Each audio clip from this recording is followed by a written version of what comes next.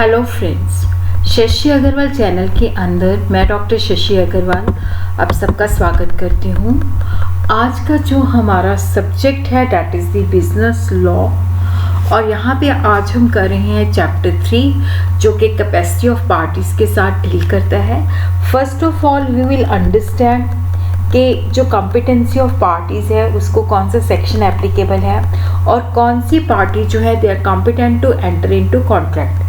और उसके साथ ही हम अंडरस्टैंड करेंगे कि अगर हम कोई एग्रीमेंट माइनर के साथ करते हैं तो क्या वो वॉइड है, उसका इफ़ेक्ट क्या है और लीगल प्रोविजंस क्या है। और उसी तरह ही अगर माइनर को हम नेसेसरी सप्लाई करते हैं तो माइनर की लाइबिलिटी क्या है। तो ये सारी चीज़ें जो है आज हम इस वीडियो के अंदर जो है अंडरस्टैंड करेंगे। इसके रिटन नोट जो है वो भी आपको कल तक मेरे ब्लॉग पे अवेलेबल हो जाएंगे। अगर आपको मेरा ये वीडियो जो है आपको सही लगता है तो इसको लाइक कीजिए, शेयर कीजिए और मेरे चैनल शशि अग्रवाल को सब्सक्राइब कीजिए। और इसके साथ ही इसका इंग्लिश के अंदर जो है that will also be available at my second channel Shashi Agarwal economics and law classes. और वहाँ पे जो हिंदी मीडियम के बच्चे हैं वहाँ पे उनको हिंदी के अंदर नोट्स भी और हिंदी के अंदर ही मैं वहाँ पे आपको मटेरियल भी प्रोवाइड करूँगी। तो सबसे पहले हम देखते हैं कि कैपेसिटी ऑफ पार्टीज। देखो वैलिड कॉन्ट्रैक्ट को जो है सेक्शन 10 जो है एप्लीकेबल होता है और वहाँ पे उसकी कंडीशन होती है कि जो पार्टीज कॉन्ट्रैक्ट एंटर करती हैं they must have the competency to enter into contract. तो जो भी व्यक्ति कॉन्ट्रैक्ट करता है हमेशा ये माना जाता है he must have the capacity. But कुछ ऐसे व्यक्ति होते हैं जो एज के बेसिस पे या कंडीशन के बेसिस पे या स्टेटस के बेसिस पे हम कह सकते हैं कि वो इनकम्पिटेंट होते हैं, वो जो है कॉन्ट्रैक्ट एंटर नहीं कर सकते। तो सेक्शन 10 मीन्स कि all agreements they are contract if they are made by the parties who are competent to enter into contract. तो यहाँ पे हम देखते हैं कि जो सेक्शन 11 है contract act that deals with the competency of parties की जो पार्टीज हैं whether they are competent to enter into contract और नॉट। तो हर एक व्यक्ति जो है that is competent to enter into contract जो कि मेजर हो चुका है, जो उस देश के अंदर जो लॉ एप्लीकेबल है उसके मुताबिक ही हैज़ बिकम द मेजर और उसी तरह वो साउंड माइंड का है और वो डिस्क्वालीफाइड नहीं है। तो यहाँ पे हम कह सकते हैं कि following person they are not competent to enter into contract, they are incompetent to enter into contract, minor है, person of unsound mind है, person disqualified by any law to which they are subject। तो इसके अंदर आज हम जो understand करेंगे that will be minor। Minor के साथ जो एग्रीमेंट है उसके अंदर रूल्स क्या है उसको हम अंडरस्टैंड करेंगे। जो सेकेंड जो साउंड माइंड का जो है और जो डिस्क्वालीफाइड है उसका जो है हम सेकेंड वीडियो के अंदर करेंगे। तो सेक्शन 11 जो है that deals with the competency of the parties. तो तीन देखो, जो मेजर है वो कॉन्ट्रैक्ट कर सकता है, जो साउंड माइंड का है वो कॉन्ट्रैक्ट एंटर कर सकता है और जो लॉ के द्वारा डिस्क्वालीफाइड नहीं है वो कॉन्ट्रैक्ट एंटर कर सकता है। तो सबसे पहले हम अंडरस्टैंड करते हैं कि what is the meaning of minor, जिसको हम इन्फेंट भी कह सकते हैं, नाबालिग भी कह सकते हैं हिंदी के अंदर। देखो माइनर व्यक्ति जो है वो व्यक्ति होता है जो मेजर नहीं होता। जैसे कि इंडियन मेजॉरिटी एक्ट 1875 के अंदर minor is one who has not completed his और हर 18th ईयर, जो अभी 18 साल का नहीं हुआ। Section 3 of the majority act जो है वो डिफाइन करता है कि जो व्यक्ति 18 साल से नीचे है वो माइनर है। कुछ सिचुएशन के अंदर जो एज है वो 21 ईयर्स की मानी जाती है कि अगर वो 21 ईयर कंप्लीट करेगा तभी उसको मेजर कहा जाएगा। जहाँ पे where a guardian of a minor person और property has been appointed under the guardian and wards act 1890। तो यहाँ पे जो एज ऑफ मेजोरिटी है that is 21। Whether where the superintendence of minors property is assumed by a court of wards, जहाँ पे जो उसकी प्रॉपर्टी है वो कोर्ट ऑफ वार्ड जो है मैनेज कर रही है, तो वहाँ पे भी जो एज है वो 21 है। तो वैसे जो मेजोरिटी एक्ट के मुताबिक 18 ईयर्स है, बट कुछ सिचुएशंस के अंदर, कुछ एक्सेप्शन के अंदर ये 21 है। तो लॉजिक ये क्वेश्चन आता है कि जैसे माइनर के साथ जो है देखो जो भी एग्रीमेंट होता है वो नल एंड वॉइड होता है, कोई लीगल इफेक्ट्स नहीं होते, ना तो माइनर कोर्ट के अंदर जा सकता है ना ही दूसरी पार्टी जो है कोर्ट के अंदर जा सकती है।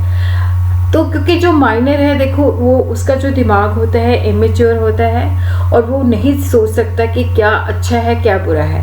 और सेकेंडली क्या है कि जो व्यक्ति माइनर के साथ डील करते हैं उनको अननेसेसरी हार्डशिप से बचाने के लिए भी क्या है कि माइनर के लिए रूल्स बनाने नेसेसरी हैं। तो अब हम अंडरस्टैंड करते हैं कि what is the effect of minor's agreement और क्या लीगल प्रोविजंस है। देखो जो एक माइनर एग्रीमेंट करता है या जो माइनर के साथ करता है या माइनर के द्वारा किया जाता है वो वॉइड होता है, नल होता है, उसका कोई लीगल इफेक्ट नहीं होता, क्योंकि वहाँ पे that is void from the very beginning, that is the void and अब इनिशियो, जिसका मतलब है कि देखो दोनों पार्टीज की कोई कॉन्ट्रैक्चुअल ऑब्लिगेशन नहीं है। Section 10 says the party should be competent to enter into contract. Section 11 कहता है कि माइनर जो है that is not competent to enter into contract. तो माइनर के साथ जो एग्रीमेंट है that is null and void. और यहाँ पे क्या है कि ये बिगनिंग से ही नल है और इसके अंदर क्या है कि दोनों पार्टी जो है कोर्ट के अंदर नहीं जा सकती। तो इसके अंदर हम जो है केस देखते हैं, एक बहुत ही फेमस केस जिसके अंदर मोहरी बीबी वर्सेस धर्मोदास। तो ये केस मैंने डिटेल के अंदर भी अपने चैनल पे डाला हुआ है, तो आप लोग वहाँ पे देख सकते हो। जैसे माइनर है एक व्यक्ति, ए जो है माइनर है, उसने बी से लोन लिया 20,000 का और उसको कुछ गिरवी उसने कोई प्रॉपर्टी रखी। फ्यू मंथ्स के अंदर वो मेजर हो जाता है और उसने कोर्ट के अंदर कहा कि मैं माइनर था और माइनर के दौरान मैंने ये जो प्रॉपर्टी मॉर्गेज की है ये कैंसिल की जाए। तो कोर्ट ने कहा हाँ भाई तू माइनर है, तू नहीं कर सकता, तेरा जो उसके साथ एग्रीमेंट है वो वॉइड है, तो ये मॉर्गेज जो है वो वॉइड है, उसके अंदर वो बी जो है अपने पैसे रिकवर नहीं कर सकता। तो इस वजह से क्या है कि देखो यहाँ पे जैसे मोहरी बीबी वर्सेस धर्मदास जो है, यहाँ पे जो माइनर के साथ हम एग्रीमेंट करते हैं वो नल एंड वॉइड होता है। जहाँ पे क्या होता है कि देखो जैसे अब माइनर ने बी से कुछ पैसे बोरो किए हैं और जो मॉर्गेज दिया है वो वैलिड नहीं है, वो वॉइड है, तो बी जो है माइनर से पैसे रिकवर नहीं कर सकता। एंड एग्रीमेंट विद और बाय माइनर इज वॉइड। अब देखो क्या है कि अगर कोई माइनर एग्रीमेंट करता है या माइनर के साथ हम करते हैं तो वॉइड है। वॉइड का मतलब होता है कि उसके अधीन हमें कोई अधिकार नहीं मिलेगा। अब जैसे प्रीवियस केस के अंदर मैंने बताया कि जैसे ए ने ई माइनर था, उसने बी से पैसे उधार लिए, अपनी प्रॉपर्टी मॉर्गेज की। अब बी जो है ना तो उसकी देखो जो प्रॉपर्टी का मॉर्गेज किया हुआ है वो भी वैलिड नहीं है और वो अपने पैसे भी उससे रिकवर नहीं कर सकता। तो इसलिए क्या है कि देखो जो वॉइड होता है उसके अंदर कोई इफेक्ट नहीं मिलता। अगर बट इसके अंदर भी क्या है कि देखो अगर कोई गार्डियन जो है जो कि मेजर है, अगर वो माइनर के बिहाफ पे एग्रीमेंट करता है और ये बेनिफिट जो है माइनर के बेनिफिट के लिए कोई एग्रीमेंट एंटर करता है तो वो लीगली इन्फोर्सेबल होता है। जैसे इसी के अंदर ही क्या है कि श्री का कॉलम सुब्रमण्यम वर्सेस कुर्ता सुब्बा राव के केस के अंदर क्या होता है कि देखो जैसे एक माइनर सन और उसकी जो मदर है, उन्होंने अपने जो फादर है उसके जो कर्जा लिया होता है उसको चुकाने के लिए वो जो holder of the promissory note होता है उसको प्रॉपर्टी सेल करते हैं ताकि जो कर्जा है उसका भुगतान हो जाए। In order to pay off the promissory note and mortgage debt of his father. इसका मतलब है कि अपने पिता के जो उन्होंने कोई प्रॉपर्टी दे के जो कर्जा लिया हुआ था, तो माइनर सन और जो मदर है वो अपनी ज़मीन जो है होल्डर जिनको देने थे पैसे उनको सेल करते हैं। बाद में जो माइनर होता है कोर्ट के अंदर चला जाता है कि ये प्रॉपर्टी मुझे वापस दी जाए, जो मैंने सेल की है ये वॉइड है। बट कोर्ट कहती है कि यहाँ पे जो sale was done by the mother for his son and on his behalf, तो ये जो है वैलिड है।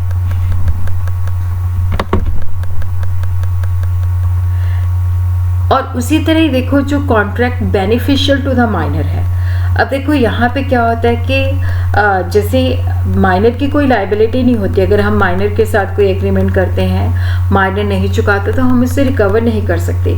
माइनर के साथ जो एग्रीमेंट होता है, माइनर की कोई लाइबिलिटी नहीं होती, बट उसको अगर कोई बेनिफिट मिलता है तो वो ले सकता है।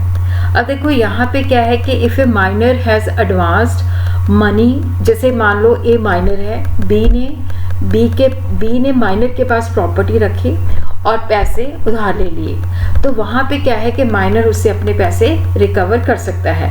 If the minor has advanced mortgage money on the mortgage in favour of the minor, he can enforce the contract. अगर कोई पार्टी जो है उसने यहाँ पे जैसे जो माइनर है उसने क्या किया था, जैसे ए व्यक्ति है उसने माइनर से लोन लिया था, उसने अपनी प्रॉपर्टी माइनर को मॉर्गेज की थी, बाद में वो बैकआउट कर जाता है, तो वहाँ पे माइनर जो है अपने कॉन्ट्रैक्ट को इन्फोर्स कर सकता है। नो रेटिफिकेशन, देखो यहाँ पे an agreement with minor is completely void. Minor जो है रेटिफाई का मतलब होता है कि उसको ये नहीं है कि जो मैंने माइनॉरिटी के दौरान कोई एग्रीमेंट किया है, जब मैं मेजर बन जाऊँ तो उसको मैं अप्रूव कर दूँ। रेटिफाई का मतलब होता है अप्रूव। देखो जो वॉइड एग्रीमेंट है, इसको मैंने देखो वॉइड एग्रीमेंट कहा, कॉन्ट्रैक्ट नहीं कहा, क्योंकि ये वॉइड है, ये एग्रीमेंट है, कॉन्ट्रैक्ट नहीं बना, इसके अंदर कोई लीगल इफेक्ट नहीं है। तो वॉइड एग्रीमेंट जो है उसको हम रेटिफाई नहीं कर सकते, उसको हम अप्रूव नहीं कर सकते। जैसे यहाँ पे भी केस के अंदर अरिमुगान वर्सेस डोरा सिंघा के केस के अंदर क्या होता है कि देखो जो माइनर है वो एक बॉन्ड के अगेंस्ट जो है पैसे उधार लेता है, और जब वो मेजर हो जाता है तो एक सेकंड बॉन्ड जो है वो एग्जीक्यूट करता है, लेकिन जो सेकंड बॉन्ड वो उसने जो किया तो वो वॉइड डिक्लेयर किया जाता है। उन्होंने कहा कि जो पहला एग्रीमेंट है वही वॉइड है, तो आप सेकंड बॉन्ड के द्वारा उसको रेटिफाई नहीं कर सकते। हाँ, अगर कोई माइनर जो है वो मेजर बन जाता है और अगर अब इस सिचुएशन के अंदर वो किसी से पैसे उधार लेता है और वहाँ पे कुछ मॉर्गेज करता है तो वो लीगली इन्फोर्सेबल होता है। माइनर कैन बी प्रॉमिसी और बेनिफिशरी। देखो जो माइनर है लाइबिलिटी इनकर नहीं करता, बट अगर कोई एग्रीमेंट है या कॉन्ट्रैक्ट है तो वहाँ पे वो बेनिफिट ले सकता है, जिस प्रॉमिसी हो सकता है। अगर कोई कॉन्ट्रैक्ट जो है माइनर के लिए बेनिफिशियल है तो ये इन्फोर्स किया जा सकता है। अब जैसे माइनर जो है प्रॉपर्टी परचेज कर सकता है, अगर उसने परचेज मनी टेंडर कर दी है तो वो अपनी प्रॉपर्टी का पोजेशन भी ले सकता है।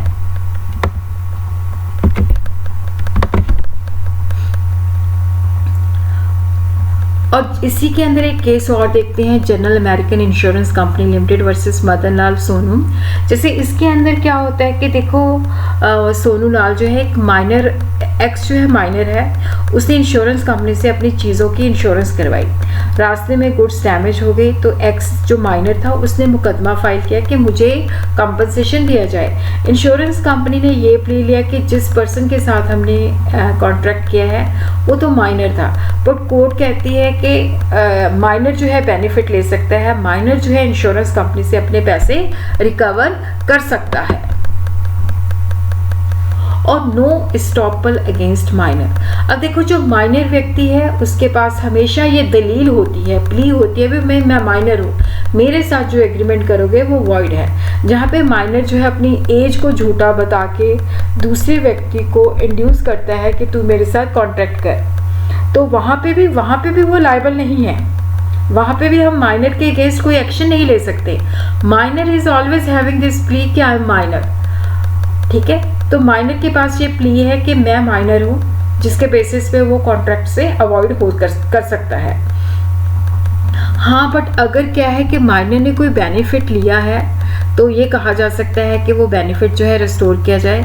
अगर देखो क्या है कि माइनर ने कोई मतलब कुछ भी उन पैसों से खरीदा है वो ट्रेसेबल है तो माइनर से वो रिकवर हो सकता है। माइनर जो है उसके पास प्रोटेक्शन है, बट यहाँ पे जो लॉ है वो कहता है कि आपके पास ये लिबर्टी नहीं है कि आप लोगों को चीट करो। तो यहाँ पे according to section 33 of the specific relief act Court will order an equitable consideration for restitution if the minor is still in possession of the money. अगर देखो कोई माइनर ने बोरोइंग की है और माइनर के पास वो पैसे अभी भी प्रेजेंट है या उन पैसों से कोई चीज़ खरीदी है जो ट्रेसेबल है, तो वो माइनर को वापस करनी पड़ेगी।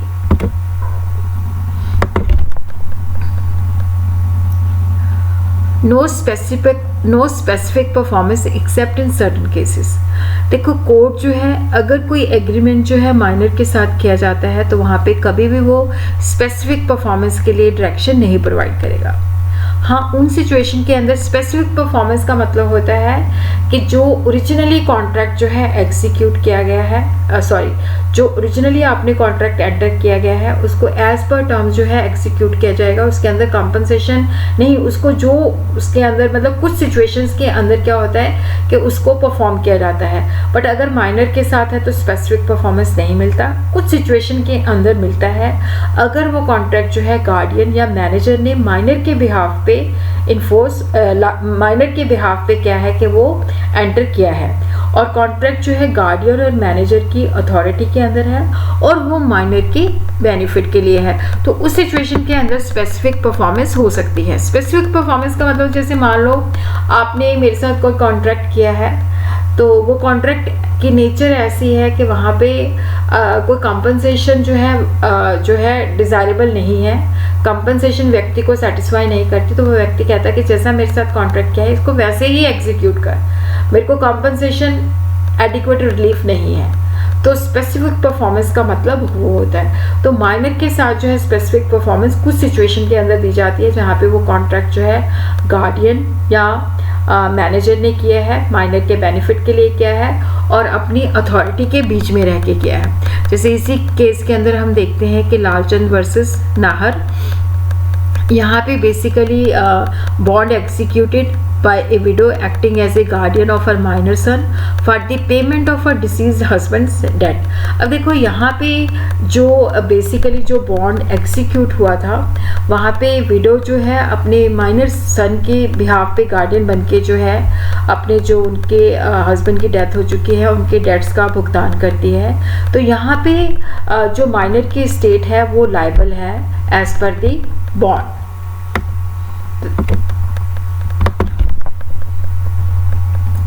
No restitution. देखो when a contract becomes void it is not perform by either party. जब कोई कॉन्ट्रैक्ट जो है वॉइड हो जाता है तो दोनों में से किसी ने परफॉर्म नहीं करना होता। बट अगर इस कॉन्ट्रैक्ट के अंदर कोई बेनिफिट लिया है तो वो बेनिफिट रिस्टोर करना होता है। Minor is not liable to repay any money और कंपनसेशन। जो भी उससे कोई बेनिफिट लिया है तो उसके लिए वो कोई मनी या कंपनसेशन नहीं पे करेगा। बट कुछ सिचुएशन के अंदर section 33 of the specific relief act जो है, अगर माइनर ने के पास वो पैसे ट्रेस होते हैं कि वो पैसे जो उधार लिए वो उसके पास पड़े हुए हैं या उनमें से कोई चीज़ें परचेज़ की हुई हैं वो पड़ी हुई हैं, तो वो उसको वापस करनी पड़ेगी। और उसी तरह देखो माइनर जो है हम इसका कभी भी दिवालिया नहीं निकाल सकते। इवन कोई माइनर को अगर नेसेसरी सप्लाई करता है तो उसकी प्रॉपर्टी से वो पैसे चुकाए जा सकते हैं, बट माइनर जो है वो पर्सनली लायबल नहीं होता। माइनर जो है वो पार्टनर नहीं बन सकता, बट उसको पार्टनरशिप का बेनिफिट दिया जा सकता है। अगर सारे जो पार्टनर्स हैं यूनानिमसली वो डिसाइड करते हैं तो उसको बेनिफिट मिल सकता है, माइनर की कोई लायबिलिटी नहीं हो सकती। और उसी तरह माइनर जो है एजेंट होता है, बट वो अपने कामों के प्रति प्रिंसिपल वो जो भी काम करता है तो he will not liable to the principal for his acts, तो वो लायबल नहीं होता। माइनर जो है ड्रॉ कर सकता है, डिलीवर कर सकता है, इंडोर्स कर सकता है नेगोशिएबल इंस्ट्रूमेंट, और वहाँ पे उसकी लायबिलिटी नहीं होती।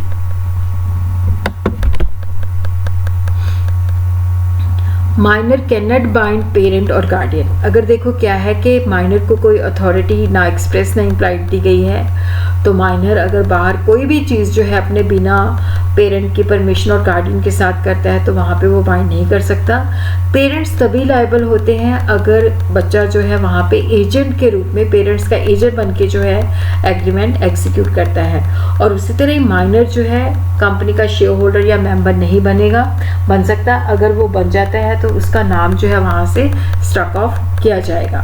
और उसी तरह माइनर जो है किसी की गारंटी नहीं दे सकता, क्योंकि अगर वो गारंटी देता है तो उससे रिकवर नहीं हो सकती, तो इसलिए माइनर जो है वो श्योरिटी भी नहीं हो सकता। और उसी तरह अगर कोई कॉन्ट्रैक्ट जो है माइनर और अडल्ट दोनों मिलके करते हैं तो वहाँ पे जो अडल्ट होता है, जो मेजर होता है, वो लायबल होता है, माइनर लायबल नहीं होता। लायबिलिटी फॉर टॉर्ट्स का मतलब होता है कि जैसे अगर सर्वेंट ने कोई नुकसान किया है तो उसका जो भुगतान है वो मालिक करता है। तो टॉर्ट जो है सिविल रोंग है। अगर माइनर जो है टॉर्ट के लिए अगर वो लायबल ठहराया जाएगा, जैसे माइनर ने कोई चीज़ किसी से बोरो की है अपनी पर्सनल यूज़ के लिए, बट वो अपने फ्रेंड को दे देता है और फ्रेंड उसको डैमेज कर देता है, तो वहाँ पे जो माइनर है वो लायबल होगा। अब हम करते हैं बहुत ही important topic, that is the liability for necessary. देखो, नेसेसरी का मतलब होता है कि जो भी हमारी पोजीशन है, स्टेटस है, उसके मुताबिक हमें चीज़ें प्रोवाइड की जाती हैं ताकि रोटी कपड़ा और मकान, ताकि हम जो हमारी सर्वाइवल के लिए नेसेसरी होती है, फूड, क्लोथिंग, शेल्टर। तो यहाँ पे जो है माइनर के स्टेटस के ऊपर डिपेंड करता है कि उसका स्टेटस क्या है लाइफ के अंदर, उसको यूटिलिटी क्या मिल रही है। अगर कोई व्यक्ति जो है नेसेसरीज प्रोवाइड करता है जो कि माइनर के लिए ज़रूरी होती है, तो वहाँ पे माइनर जो होता है पर्सनली लायबल नहीं होता, बट अगर माइनर की कोई प्रॉपर्टी है तो वहाँ से वो प्रॉपर्टी लायबल होती है, प्रॉपर्टी से वो भुगतान किया जा सकता है। दो कंडीशन होती है कि कॉन्ट्रैक्ट जो माइनर को चीज़ें सप्लाई की गई हैं वो नेसेसरी हैं और माइनर के पास ये चीज़ें जो है सफिशिएंट मात्रा में नहीं थी। तो इसके अंदर हम केस भी एक करते हैं, बहुत ही फेमस केस है, नैश वर्सेस इनमान। इनमान जो है एक माइनर होता है, अंडर ग्रेजुएशन का कोर्स कर रहा होता है, तो वो नैश से 11 फैंसी वेस्ट कोट खरीदता है और वो कहता है कि मैंने नेसेसरी सप्लाई की है, बट जो इनमान था उसको प्रॉपर कपड़े दिए गए थे तो ये नेसेसरी नहीं थी, तो वो माइनर से पैसे जो है रिकवर नहीं कर सकता। क्योंकि अगर हम नेसेसरी सप्लाई करते हैं तो वहाँ पे माइनर जो है पर्सनली लायबल नहीं होता, अगर उसके पास कोई प्रॉपर्टी है तो वो लायबल होती है। तो ये चीज़ें जो है नेसेसरी मानी गई हैं। जैसे कोई हाउस है वो माइनर को रेंट पे दिया गया है, कोई अगर माइनर को राइडिंग एक्सरसाइज बोली गई है तो कोई हॉर्स जो है वो लेता है, रेसिंग बाइसाइकिल, पर ये चीज़ें जो है नेसेसरी नहीं मानी गई। जैसे कोई गुड्स ट्रेडिंग के पर्पज़ के लिए silver gift goblet, cigar and tobacco या refreshment to undergraduate for entertaining, तो ये चीज़ें जो है नेसेसरीज नहीं मानेंगी। तो सेकंड पार्ट जो है हम जो है कल करेंगे, तो जिसके अंदर कैपेसिटी ऑफ पार्टी जो है हमारा ख़त्म हो जाएगा।